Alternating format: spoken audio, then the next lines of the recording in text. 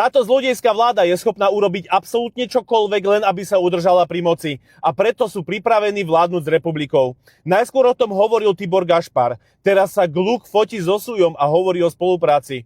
No a najnovšie, Hlasacký Drucker básni o republike ako o legitímnom partnerovi. Sú legitímnym partnerom na debatu. No hlavne, že republika k tomu nehovorí absolútne nič. Tá republika, ktorá žiadala odvolanie Smeradského Šefčoviča z Európskej komisie, alebo tí, ktorí hovorili, že Fico ide na Slovensko navoziť migrantov, sú zrazu absolútne tichučko, pretože im to jednoducho vyhovuje, pretože sú pripravení všetci skončiť v spoločnej vláde Smer, Hlas, SNS a Republika. Ale to nie je dobré riešenie ani pre vás, ani pre Slovensko, pretože budete len ďalšie 4 roky počúvať o kauzách, bezbrehom rozkrádaní, chránení kriminálnikov a v peňaženkách budete vidieť, ako vám miznú peniaze. Riešením je voliť politikov, ktorí vám ukážu jasný plán, ako zatočia s korupciou a vrátia vám peniaze, ktoré vám Fico z peňaženky zobral. A preto aj Igor Matovič chodí po celom Slovensku a už v 50 okresoch sa s vami stretol. A dnes večer o 19. v Žiline budem s vami aj ja.